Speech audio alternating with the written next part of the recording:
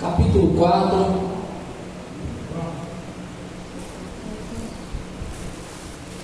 Evangelho de João, capítulo 4. Evangelho de Jesus Cristo, conforme escreveu João, capítulo 4. A partir do versículo 1, vamos falar dessa mulher que estava com sede. Uma mulher que foi buscar água para atender às suas necessidades básicas. Versículo 1 de João, ele diz o seguinte: quando Jesus soube que os fariseus tinham ouvido dizer que ele fazia e batizava mais discípulos do que João, e se bem que Jesus mesmo não batizava, e sim os seus discípulos, deixou a Judéia, retirando-se outra vez para Galiléia, e era necessário passar pela região de Samaria. Assim Jesus chegou a uma cidade samaritana chamada Sicar,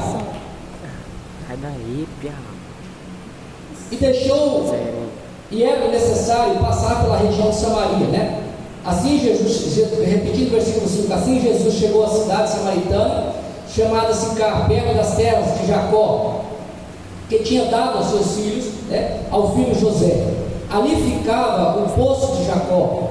Cansado da viagem, Jesus sentou-se junto ao poço, e por volta do meio-dia, nisso veio uma mulher samaritana tirar água. Jesus disse: dê-me um pouco de água, pois os seus discípulos tinham ido à cidade comprar alimento.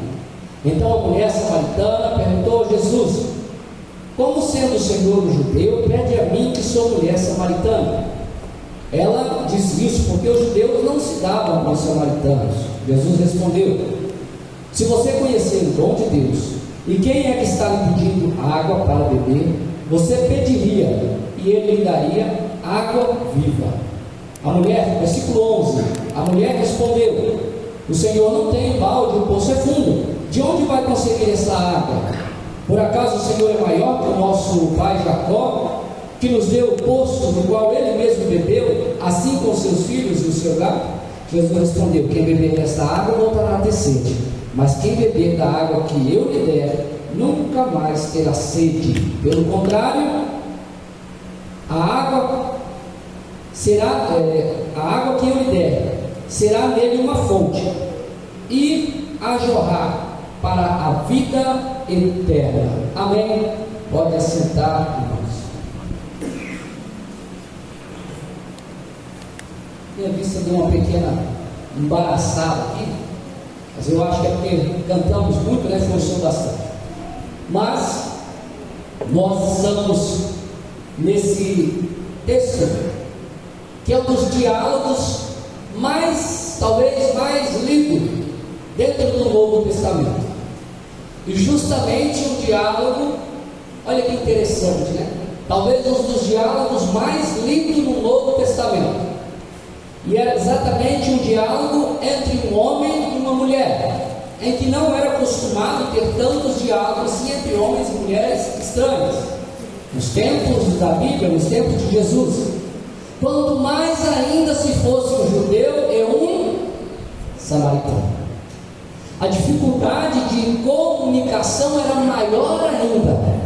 A dificuldade de conversar, de dialogar, como diz o texto, né, de se darem, ou seja, no sentido de se comunicarem bem, ou de se tratarem de forma agradável, era quase que impossível. Mas neste texto, havia neste momento aqui uma exposição, o qual o Senhor Jesus Cristo faria algo muito especial a uma pessoa que talvez nem mesmo os seus discípulos, que já estavam caminhando e andando com ele há alguns meses, nem eles mesmos imaginavam que aconteceria essa situação. Veja que nesse momento o Senhor se encontrava só. Os seus discípulos haviam deixado e eles tinham ido à cidade para comprar comida. E nesse momento Jesus estava só, ali próximo a um poço que ficava próximo à cidade de Sicar, cidade que era samaritana. O território dos samaritanos era um território que ficava ficava entre o meio do território dos israelitas. Ou seja, para Jesus sair da Judéia, Judéia era considerado o centro, era o QG da vida religiosa dos judeus. Judéia ficava em Jerusalém e assim sucessivamente. E ali Jesus saía da Judéia e ele ia para outro lado do país, que era a Galiléia. Na Galiléia já vivia mais alguns tipos de outras pessoas. Quem sabe alguns gentios já viviam por ali, já viviam outro tipo de gente, uma mistura.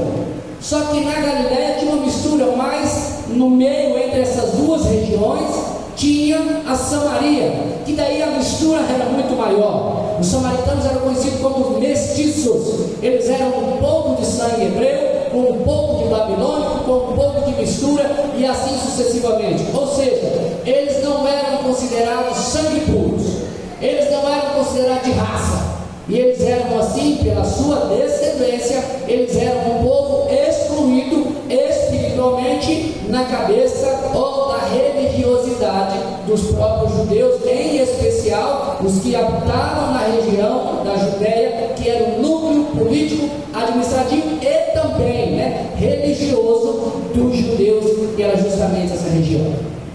O texto ele informa que era necessário Jesus passar em Samaria.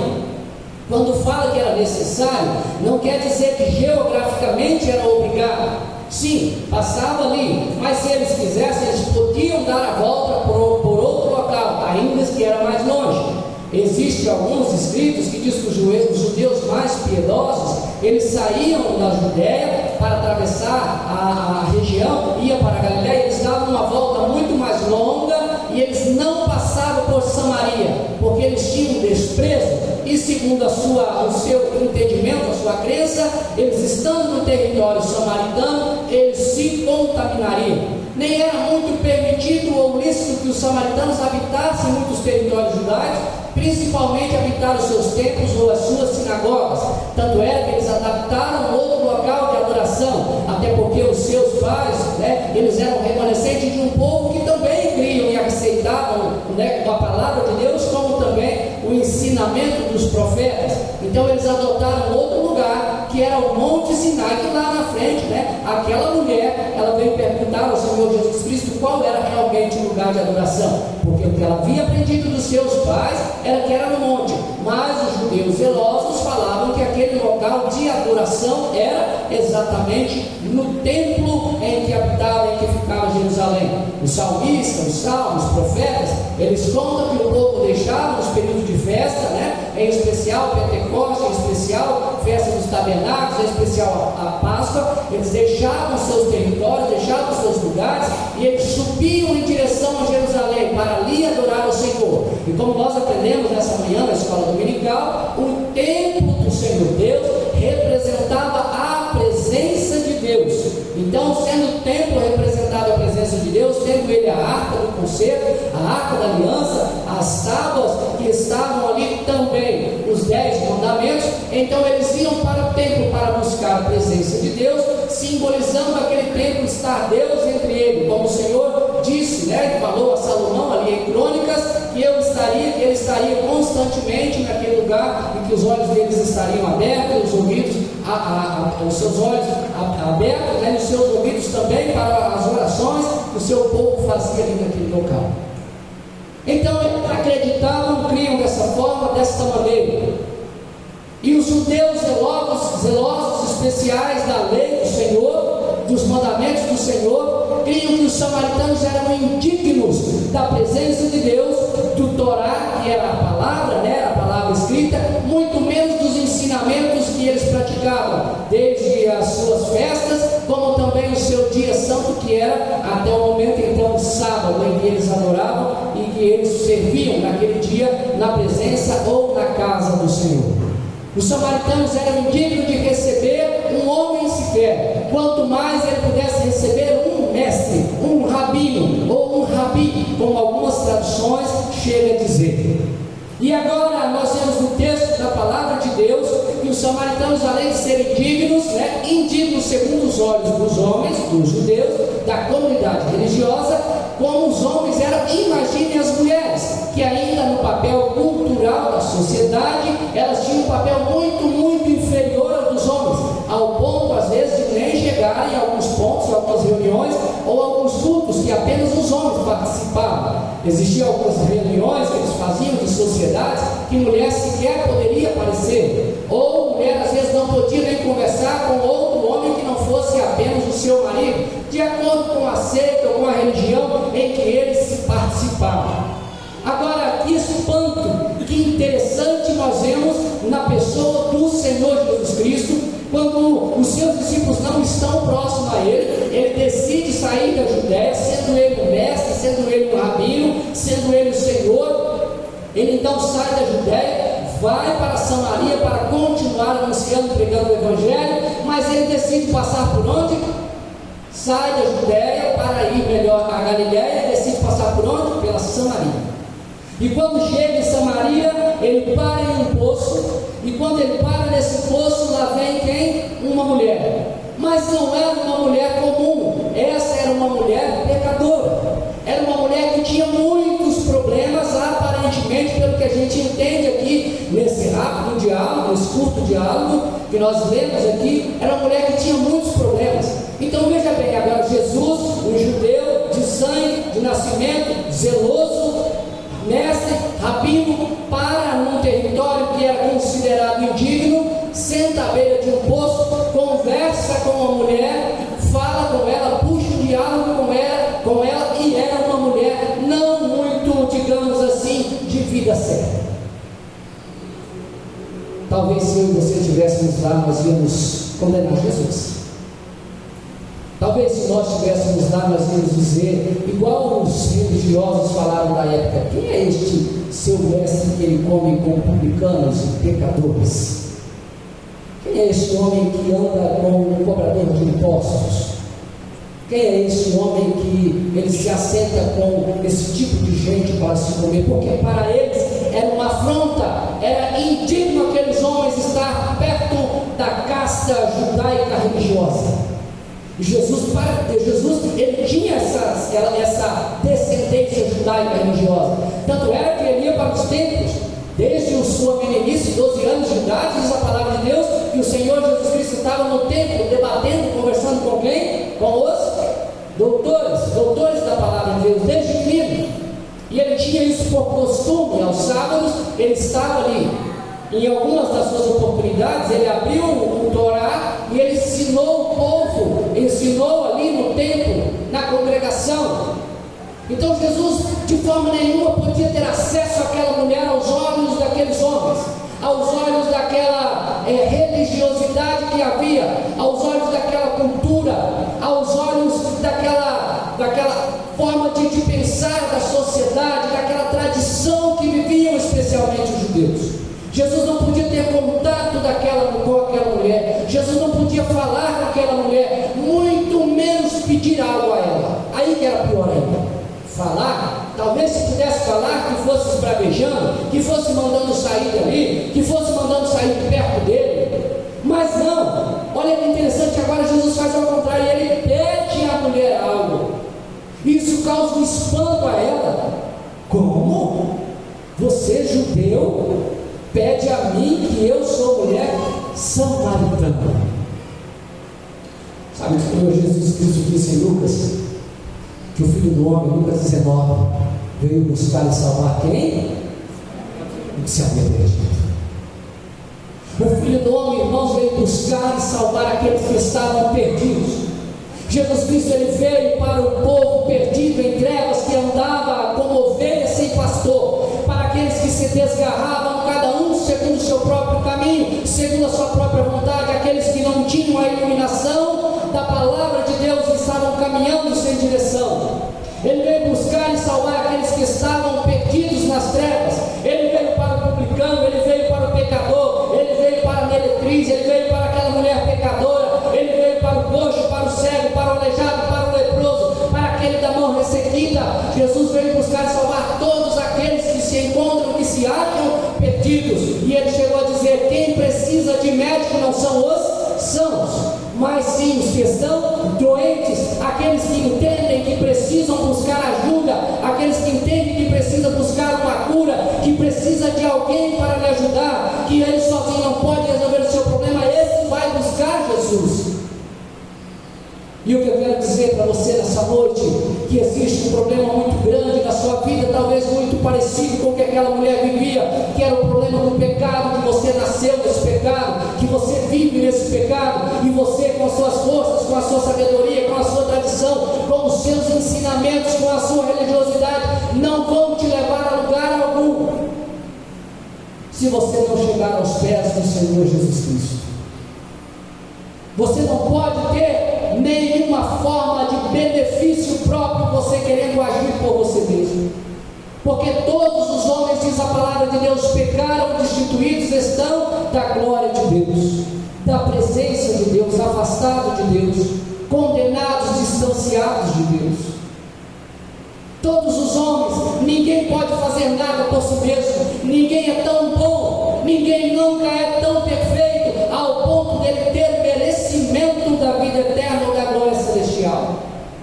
O apóstolo Paulo, escrevendo aos Efésios, ele diz, nos informa, porque pela graça nós somos salvos. Sabe o que é graça? Favor imerecido, aquilo que você não merece Deus te dar. Pela graça você, eu, nós somos salvos, não é pelas obras, mas é por meio da fé. E aí ele diz algo que é muito bonito: isso não vem de vós, mas é um presente de Deus, é um dom de Deus. E agora, meus queridos irmãos, o Senhor Jesus Cristo conversa com aquela mulher, chama ela, pede, faz um pedido a ela para que ela pudesse lhe dar água, e ela assusta e fala: mas quem? Você falando comigo por quê? Porque Jesus tinha algo muito especial, muito maior na vida daquela mulher. Jesus olhava muito mais além do que a tradição judaica e os ensinamentos daquela época. Jesus rompia aquela barreira dos homens religiosos falar com os samaritanos. Jesus rompia aquela barreira do povo não poder ir até os gentios anunciar a mensagem de salvação, levar o evangelho, as boas novas de salvação, porque sim, a palavra de Deus, o evangelho veio primeiro para os judeus, mas também depois passou a todos os gentios. O próprio Jesus Cristo, ele entendeu, ele reconheceu em suas palavras, quando a palavra de Deus em João diz que ele veio para os seus, para o seu povo. O próprio Abraão participou dessa promessa quando a palavra diz que nele seriam benditas todas as famílias da terra, porque da descendência de Abraão nasceria aquele que era Jesus Cristo, aquele que ia romper com essa diferença cultural, aquilo que era só para os judeus, aquilo que era para o povo escolhido, aquilo que era apenas para a descendência de Abraão, de Isaac e de Jacó, agora passa ao mundo inteiro, agora chega até a igreja, que é a vida eterna, que é a salvação, que é o evangelho, mesmo sendo você judeu, grego, gentil ou de qualquer nacionalidade. Porque o pecado não tem raça, não tem cor. Porque para a condenação não tem raça, não tem cor. Porque para a vida eterna também não tem raça, não tem cor, não tem idade. Mas todos um dia, diz a palavra de Deus, que nós todos um dia teremos que prestar conta ao Senhor. Todos um dia iremos estar diante do Senhor. E o Senhor Jesus Cristo agora, com essa mulher, pede a ela que ela pudesse lhe dar água. Ela se espanta, assusta e fala: eu não posso, você é judeu, eu sou samaritana melhor. E aí Jesus disse a ela: mulher, se você soubesse quem está te pedindo água, você que pediria água a mim, você que estaria pedindo: Senhor, me dá água, me dá a água da vida. Em João 7, você talvez avançar um pouquinho aí a sua Bíblia, no capítulo 7, Jesus, depois desse acontecimento, ele vai para a festa, um dia de grande festa em Jerusalém, o último grande dia da festa. Versículo 7, capítulo 7, versículo 37 em diante, Jesus, a palavra de Deus diz assim: no último dia, o grande dia da festa, Jesus se levantou em alta voz e disse: se alguém tem sede, faça o quê? Venha a mim e beba. Quem crê em mim, como diz as Escrituras, do seu interior fluirão rios de água viva. Sabe por quê, meu querido? Porque Jesus é a fonte de água viva. Jesus não é a água viva, Jesus é a fonte de água viva. A água Ele dá àqueles que estão com sede espiritual, a água dá àqueles que estão sedentos, àqueles que estão em trevas, em pecados, àqueles que estão caminhando, cansados, oprimidos, sobrecarregados. Jesus dá a água da vida, e é por isso que Ele diz àquela mulher: se você soubesse quem está te pedindo água, você que pediria, e Ele lhe daria essa água, água que salta para a vida eterna, água que você nunca mais vai ter sede, água que você não vai precisar se saciar novamente dela, porque Jesus iria fornecer essa água à mulher, e de dentro dela iria nascer um rio que ia saltar para a vida eterna. Você iria, mulher, conhecer, sabe o que? Mais do que isso, o dom de Deus. No versículo de número 10, Jesus respondeu: se você conhecesse o dom de Deus, e quem é que está lhe pedindo água? O dom de Deus, queridos, é um presente. Se você conhecesse o dom maravilhoso de Deus, é o maior presente de Deus. E em João 3,16, o próprio Deus, Ele mostra, Ele dá-nos o caminho, né? Mostra-nos quem é o seu maior dom, o seu maior presente. Quando Ele diz: porque Deus amou o mundo de tal maneira que fez o quê? Deu o seu maior presente, deu o seu Filho unigênito, para que todo aquele que nele crê não pereça, mas tenha vida eterna. O dom maior que aquela mulher poderia receber, com certeza, era este presente que era Jesus, que era a vida eterna para ela. O dom gratuito de Deus é a vida eterna, como nós lemos Paulo escrevendo aqui aos Filipenses. Receber o dom de Deus. Se por um lado o pecado nos matou, se por um lado nós somos mortos dos nossos delitos e pecados, por outro lado nós recebemos o dom gratuito de Deus, que é a vida eterna. Observa que Deus permite ao homem vários presentes. Ele permite ao homem, Ele nos dá o Senhor Jesus Cristo, Ele nos dá o seu Espírito Santo, que é um dom, Ele nos dá a vida eterna, que é um dom. Tudo isso Ele oferece de graça. Sabe, queridos, aquela mulher tinha uma necessidade básica, porque a água é uma necessidade básica, você concorda? Hoje, talvez, a gente tem tanta facilidade de água que a gente às vezes nem imagina. Você abre a torneira, você abre a geladeira, você abre o bebedouro, você liga o chuveiro, você toma banho 2, 3 vezes por dia, alguns, né? Outros só sábado. E aí, você não percebe que ela é uma necessidade básica. Mas você imagina uma mulher sair meio-dia, possivelmente num sol quente, numa região quente, sai do meio da sua cidade, bota uns vasos na mão. O povo andava muito com aqueles vasos na cabeça, né? Não sei se os ombros, que não era uma hora muito normal de se buscar água. Geralmente os historiadores falam que as mulheres saíam para buscar água nos poços, mais na parte da manhã, quando era cedo, e cedo elas levavam, né, a água para as suas necessidades de casa, ali, comida, lavar suas vasilhas. E agora, essa mulher sai no meio-dia, pela hora que nós lemos na palavra de Deus, durante o meio-dia, no sol quente, ela vai até um poço, e unicamente sozinha, sem ninguém com ela, talvez pela sua condição de ser uma pecadora, talvez pela sua condição de vergonha, até porque o Senhor Jesus Cristo, quando conversa com ela, fala para ela buscar o seu marido, ela fala: ah, mas eu não tenho. Eu falei: é verdade, né? Muito verdade, você já teve 5 maridos, que você está agora também não é seu. Então a gente entende pela palavra de Deus que ela não era uma mulher de vida talvez muito agradável àquele padrão que se vivia naquela época. E então talvez por isso ela ia meio sozinha, não era uma boa companhia para as demais. E vai numa hora que ninguém costumava ir no poço.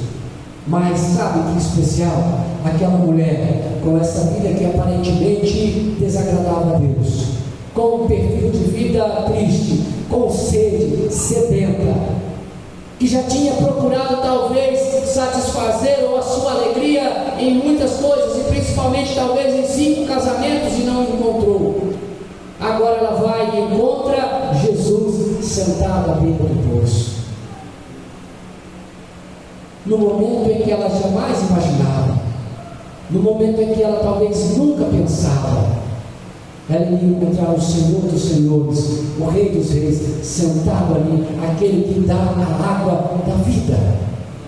Que momento especial, que momento fantástico na vida dela. Não era nem um grande dia de festa, não era nem um grande dia de esplendor, de muita glória, de talvez um dia bonito, de muitas cerimônias. Não, era um dia comum para ela, em que ela saía para talvez fazer aquele percurso constantemente. E nessa sua viração ali no dia de buscar essa água, ela tem a maior oportunidade da sua vida de estar de frente ao Senhor Jesus Cristo, aquele que poderia dar a água viva para ela, aquele que lhe daria o maior presente. E aquela mulher troca aquelas palavras com o Senhor Jesus.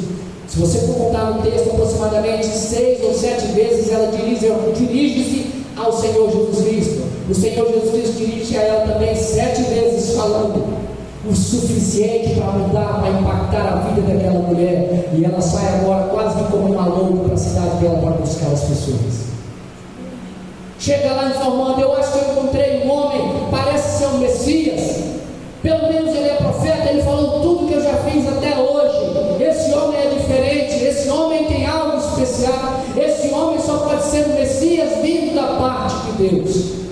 E então ela sai para contar, para buscar os outros, para que pudessem ouvir aquilo que Jesus também havia falado para aquela mulher. Olha que interessante, o Senhor havia agora não só profetizado, mas dito algo a ela, que se ela cresce, se ela pedisse água para ele, dela ia nascer um rio de água viva que iria jorrar, ia brotar. E agora isso já começava a acontecer mesmo sem experiência, sem saber como isso tudo estava acontecendo com ela, sem saber que havia talvez encontrado a maior chance e oportunidade da sua vida.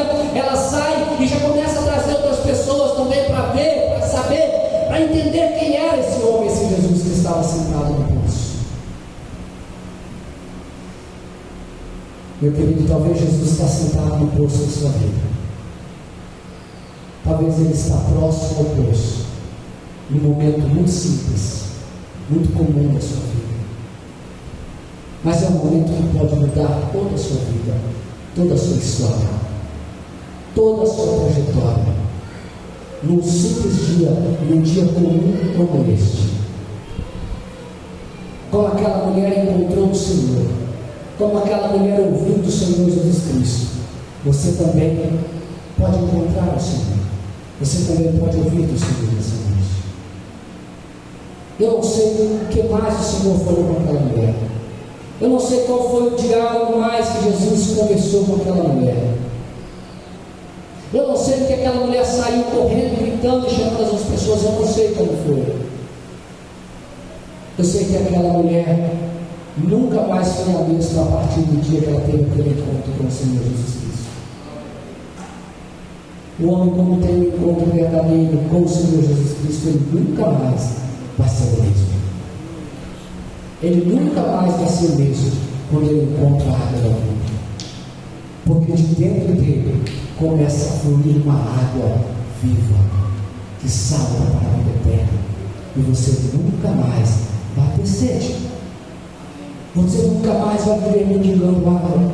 Você nunca mais vai viver batendo em portas. Você nunca mais vai viver procurando algo para a sua vida. Você nunca mais vai viver buscando algo que sacie o seu vazio, o seu peito, a sua dor. Você nunca mais vai buscar algo que vai aliviar os seus pecados, ou que vai melhorar a sua conduta, ou que pode te dar um padrão de vida melhor. Não.